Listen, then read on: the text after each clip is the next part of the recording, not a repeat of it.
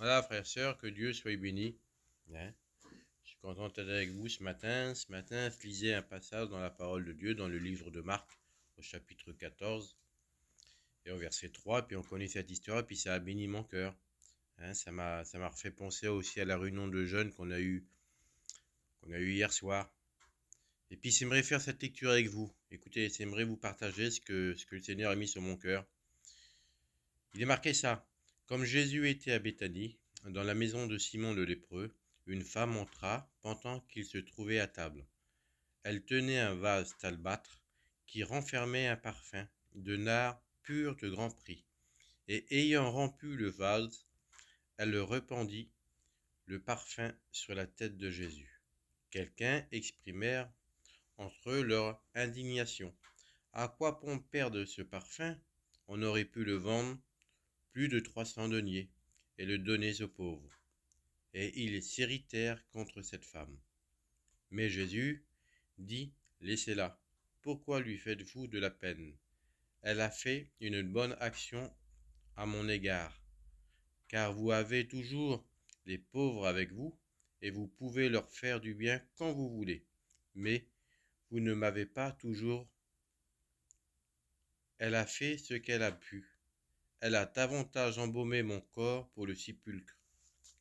Je vous le dis en vérité, partout où la bonne nouvelle sera prêchée dans le monde entier, on racontera aussi en mémoire de cette femme ce qu'elle a fait. Amen, que Dieu soit béni. Et puis là, on voit une femme, tout simplement, c'était pas une super chrétienne, écoutez, je le dis avec mes moi. Elle a fait ce qu'elle a pu. Elle était bénie par Dieu. Dieu avait écouté certainement sa prière, Dieu avait répondu. Et puis elle, pour remercier le Seigneur pour ce qu'il a fait dans sa vie, elle est venue avec ce qu'elle avait le plus précieux. Elle est venue avec un parfum d'un grand prix, et puis elle l'a vidé sur la tête de Jésus. Et puis la réaction de ces personnes qui étaient autour, si vous voulez, c'est une réaction humaine. Hein, puis si on pense comme ça, on peut dire qu'ils sont bien faits de penser comme ça, parce que c'était des bonnes pensées, on aurait pu le vendre. On aurait pu le vendre 300 deniers, on aurait pu les donner aux pauvres, on aurait pu faire des repas, on aurait pu faire du bien. Mais là, c'est casse-pillé, elle l'a vidé dans le vide, inutile. Mais tout ce qu'on fait pour Dieu, c'est pas inutile, frères et sœurs. La plus petite chose qu'on fait pour Dieu, c'est pas inutile. Et puis cette femme-là, elle a eu ce témoignage. Quelle beauté, Seigneur. Et puis c'est Jésus qui dira ça. Partout où la bonne nouvelle sera prêchée dans le monde entier, on racontera aussi en mémoire de cette femme ce qu'elle a fait. C'est-à-dire, et puis c'est la vérité, partout, depuis le temps que la parole est prêchée, on raconte cette histoire. Parce que cette femme, elle a fait une bonne action envers le Seigneur. Elle a fait quelque chose de bon pour lui. Pas pour elle, pas pour les autres, mais que pour lui. Et puis avoir un témoignage comme ça, frères et sœurs, sous le dit France, tout le monde le voudrait. C'est qui voudrait pas avoir ce témoignage-là? C'est qui voudrait pas avoir ce témoignage-là dans le monde entier? C'est pas un témoignage dans notre famille, c'est pas un témoignage dans notre région ou dans notre église. C'est un témoignage qui touche le monde entier. Quelle chrétienne. Et pourtant, elle n'a pas fait des choses extraordinaires. Elle n'a pas fait des choses extraordinaires, mais elle l'a fait de tout son cœur et devant Dieu, c'est ce qui compte. Et puis on le sait, nous. On le sait que c'est pour Dieu. Ce qu'on fait de tout notre cœur, c'est pour Dieu. Et puis ce message-là, puis penser à ce témoignage de cette femme. Hier, on a eu une réunion, et puis écoutez, on a eu une réunion de jeunes. Et puis le frère, il a annoncé un message qu'il ne voulait pas annoncer, lui. Il voulait pas annoncer ce message-là, mais pourtant le Saint-Esprit l'a poussé à le faire, et puis il l'a fait. Puis il a parlé aux jeunes du téléphone. Le téléphone, que c'était... Avec le téléphone, on perdait du temps dans la lecture. On perdait du temps dans la prière. Et puis le Seigneur lui mettait à cœur de le présenter comme ça. Le téléphone, au début, c'est comme un petit oiseau. Il vient et puis il picore un peu de temps. Après, ça se transforme en lion. Il vient et puis il dévore tout. Le lion prend et il t'isole, il te met tout seul dans un coin. Et puis ce lion-là, ce téléphone, il peut se transformer en dragon. Puis le frère, la parole disait que qu'un dragon, ça n'existe pas, c'est imaginaire, c'est pas des animaux qui a existé. Mais le téléphone, c'est comme un dragon, parce qu'il te fait rêver. Oui, oui, un dragon, c'est imaginaire, ça n'existe pas, ça fait rêver un dragon. Et ben le dragon, il te fait rêver parce vous prenez les réseaux là et puis vous guettez. Et puis la parole disait ça. Ah, moi, je veux être comme lui. Ah, moi, je vais faire ça plus tard. Ah, moi, je vais essayer de l'imiter à lui. Il te fait perdre dans tes pensées, il te fait déconnecter de la réalité. Et puis, si on guette le temps qu'on passe sur un téléphone, frères et sœurs, si on guette le temps qu'on passe sur un téléphone, écoutez, on peut le voir, c'est marqué sur les téléphones. On peut voir si on passe 1 heure, 2 heures, 3 heures. Puis bien souvent, on passe 2, 3 heures dans une après-midi sur le téléphone, en train de regarder TikTok, en train de regarder ce que vous voulez, de perdre notre temps.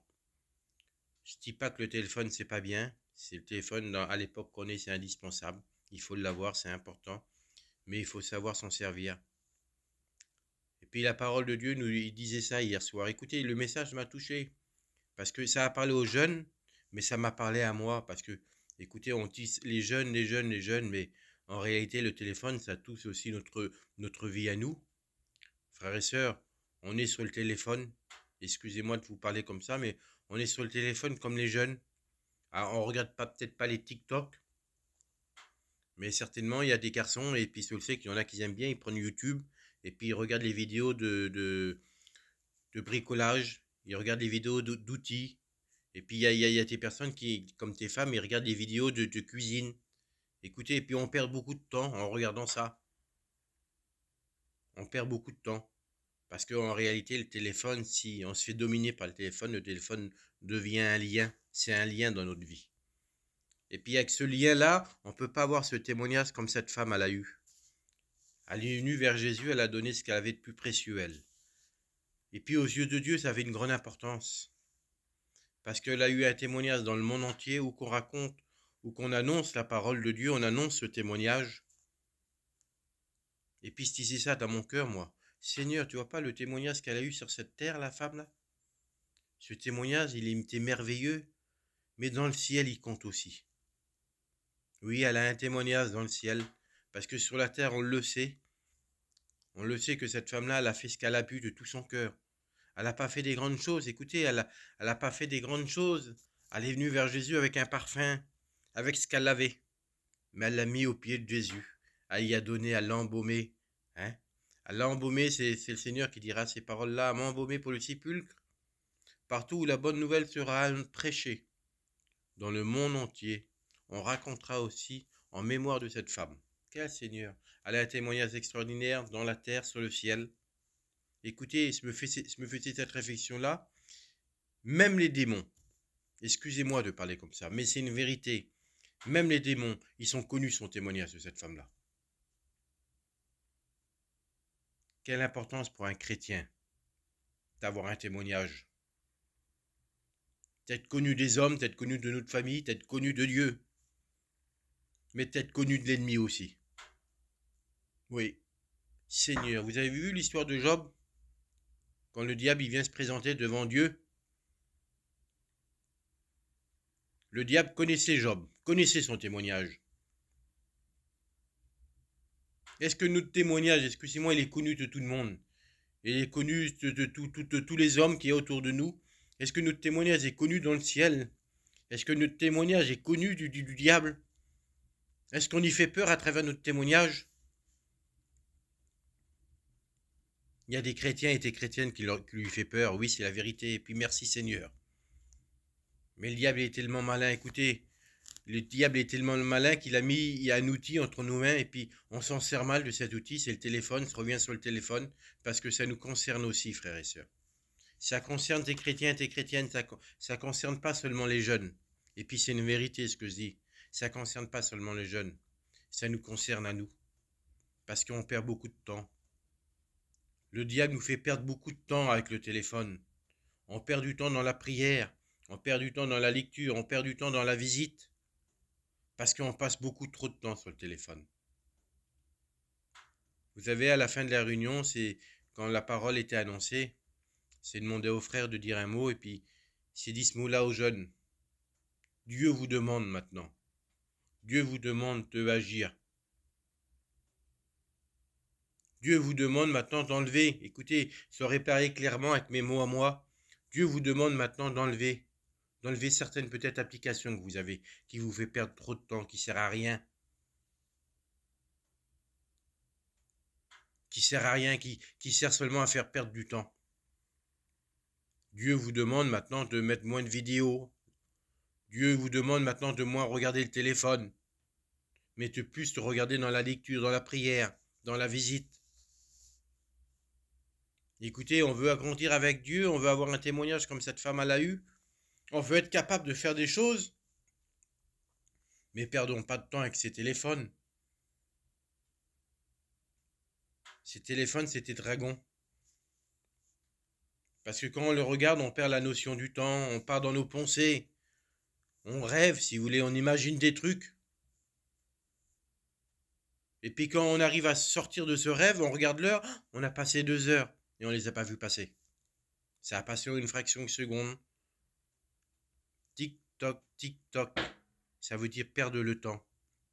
On perd du temps. On a passé 1 heure, 2 heures, 3 heures dans l'après-midi. On ne s'est pas occupé de nos affaires. On n'a pas prié, on n'a pas lu la Bible.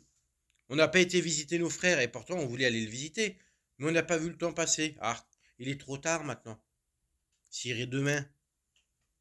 Oui, mais le lendemain, ça ne lui appartient pas, frères et sœurs, et puis on le sait. Le Seigneur peut revenir à un moment, à un autre. Il peut revenir maintenant, il peut revenir dans 1 heure, dans 2 heures, dans une journée. Et puis le téléphone nous fait perdre du temps, et puis on n'a pas le témoignage de cette femme à la eu.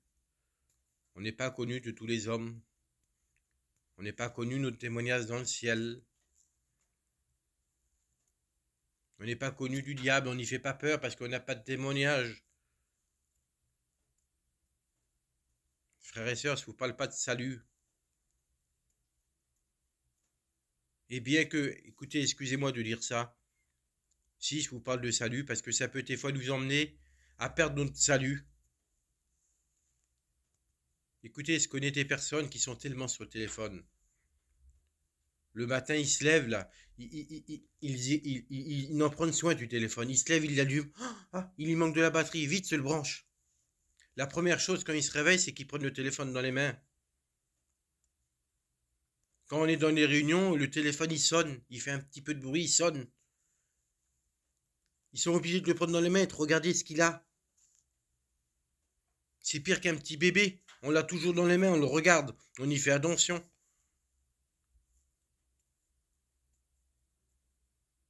Frères et sœurs prendront soin de notre vie chrétienne. Plus que le téléphone. C'est pas le téléphone qui nous emmène au ciel.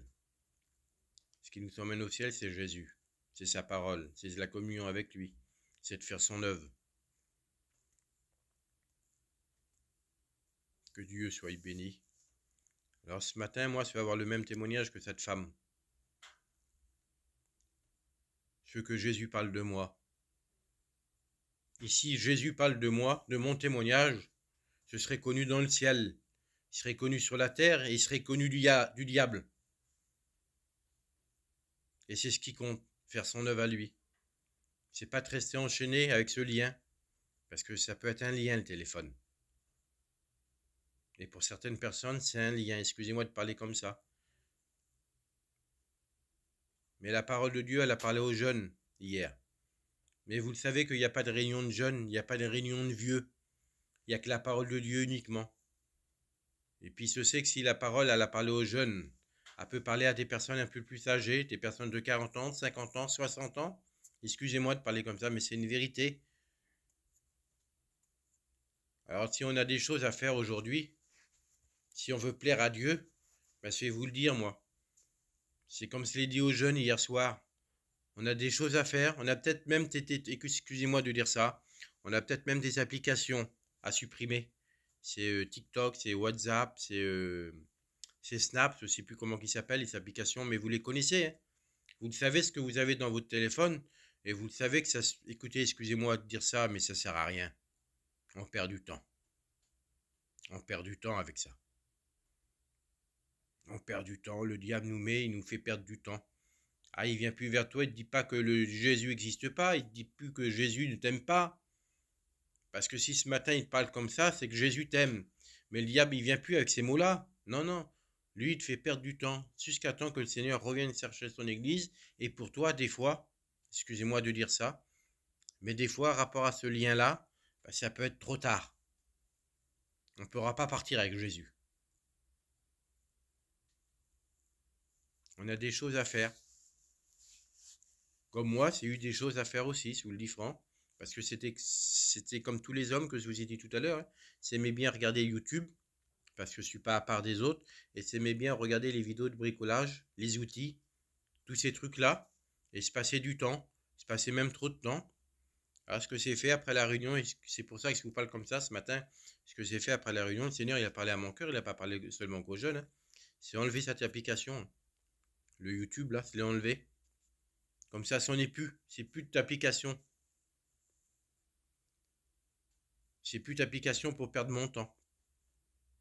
Parce que mon temps, je veux le consacrer à la lecture, à la parole, je veux le consacrer dans la présence de Dieu, à la visite de mes frères. Parce qu'un chrétien, c'est ce qu'il doit faire en premier. Amen. Écoutez, je voudrais prier le Seigneur. Je m'excuse de vous avoir parlé comme ça, si ça peut vexer quelques personnes, mais écoutez, je l'avais sur mon cœur. Je m'excuse de moi, mais je m'excuse pas de la parole. Parce que si le Seigneur il a parlé comme ça ce matin, c'est qu'on en a besoin, frères et sœurs. On prie ensemble. Seigneur, je veux bénir ton nom, te rendre grâce, te dire merci pour ta présence, pour ton Saint-Esprit qui nous conduit dans toute la vérité, ton Saint-Esprit qui nous dit ce qu'il faut faire, Seigneur, pour s'avancer de toi, auprès de toi, pour avoir la bénédiction, pour grandir avec toi. Seigneur, que ces liens, Seigneur Jésus, puissent tomber, Seigneur Jésus. Tu connais les cœurs, tu connais chaque personne qui écoute ta parole, Seigneur Jésus. Et le Saint-Esprit leur fait comprendre. Ce que je n'ai pas été capable de faire comprendre, le Saint-Esprit leur fait comprendre dans leur cœur. Que si on veut grandir avec toi, on a des sacrifices, on a des choses à laisser. Seigneur, et le désir de notre cœur, c'est d'être dans le ciel avec toi, parce que tu nous as préparé une place, parce qu'on sait que tu t'es donné à la croix pour nos péchés, tu as porté nos péchés, et tu nous as sauvés, Seigneur Jésus. Quand on prie, on dit qu'on t'aime, mon Père d'amour, qu'on t'aime de tout notre cœur. Alors on doit être capable de te le prouver, pas devant tout le monde, mais dans le secret. On doit être capable de te le prouver à toi, Seigneur. Se bénit ton nom, Fils de Dieu. Se glorifie ton nom, se remercie de tout mon cœur, mon Père. À toi soit la gloire éternelle. Amen.